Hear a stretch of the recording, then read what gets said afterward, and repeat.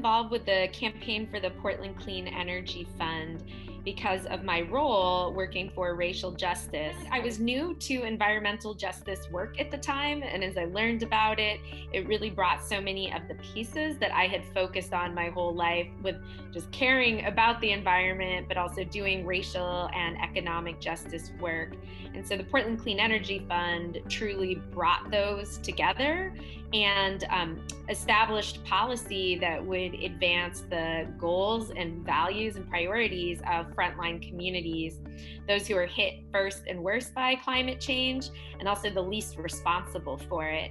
So it was truly a community-driven solution that started out in conversations among community leaders in church basements, identifying what the problems were, visioning what the world people would like to see and then developing a policy and creating all of that, and then actually running a campaign and leading politically to get it passed. So it was just an incredibly special kind of start to finish, frontline community centered led campaign. And then we also saw incredible partnerships with our mainstream environmental organizations. And this was an opportunity to build trust and power for the environmental and environmental justice movements more broadly.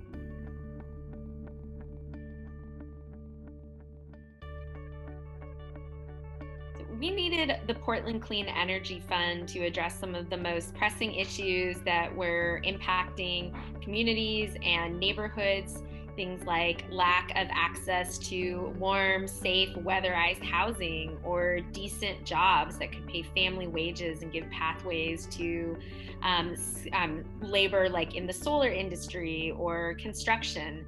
So this presented a solution that would create healthier homes, cooler neighborhoods by planting more trees and green infrastructure, things like regenerative agriculture that would really shape the lives of folks who are facing some of the greatest disparities in the city of Portland.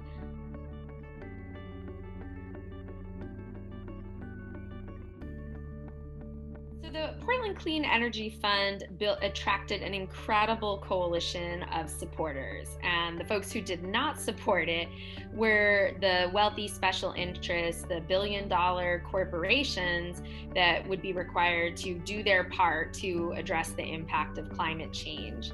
And so those interests formed an opposition PAC, and led by the Portland Business Alliance being the spokesperson for this PAC. They funded the opposition, but they also engaged in some really concerning campaign tricks throughout the process, trying to turn the measure against the very communities who were supporting it. So through our relationships, we found out that the opposition had actually been distributing posters in opposition to the Portland Clean Energy Fund by going to restaurant owners in parts of East Portland and confusing them about what the actual measure was. So there was another measure on the ballot, and that was what they thought they were in support of, not actually that they were opposing the Portland Clean Energy Fund. So we actually happened to find that out because these folks who were restaurant owners of color and immigrants were on the opposition website. And one of my colleagues who worked at a culturally specific organization recognized one of the owners and said, well, that does not seem right. She is not, I can't imagine why she would be in opposition to the Portland Clean Energy Fund. So through that, we went and found out that she indeed was not, and explained the confusion that they had approached her and misled her in this. And so she sent a letter asking for her name and image to be removed.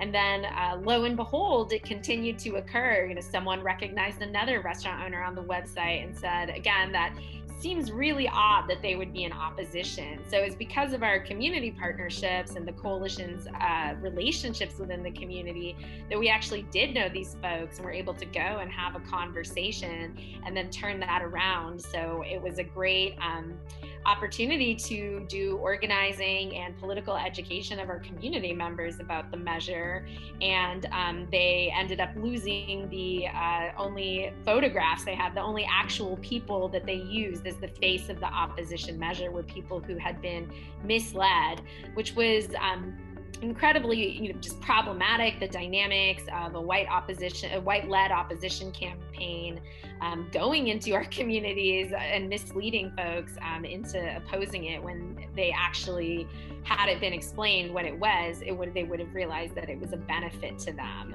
And that was the power of this being based in community, was that we wouldn't let them turn our communities against each other by trying to make these false claims about the measure actually increasing prices for everyday folks. This was really about corporations paying their fair share, and that was how they tried to twist it, but we know we were successful. So the Portland Clean Energy Fund is incredibly inspiring, because we know now, as the grant committee has released its request for proposals, that we will be seeing progress in our communities very soon to have some incredible projects come online. And we need that now more than ever with the economic crisis, that this is really a vital resource to fund the type of projects that we've wanted to see for so long. So it's incredibly inspiring to think about not only the benefit to individuals, but that we're creating systems change and shifting resources.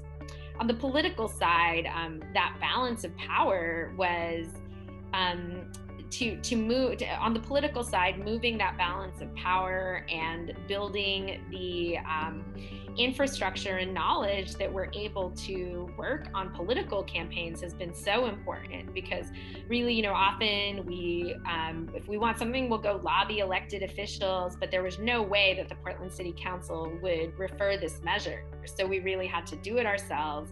Get out there, write an initiative, get out there and gather signatures, defend it in court, and then really learn how to run a ballot measure campaign without having virtually none of us had campaign experience. And so we learned on the job. We had incredible support from some skilled political folks, but really the day-to-day, we ended up taking that on. And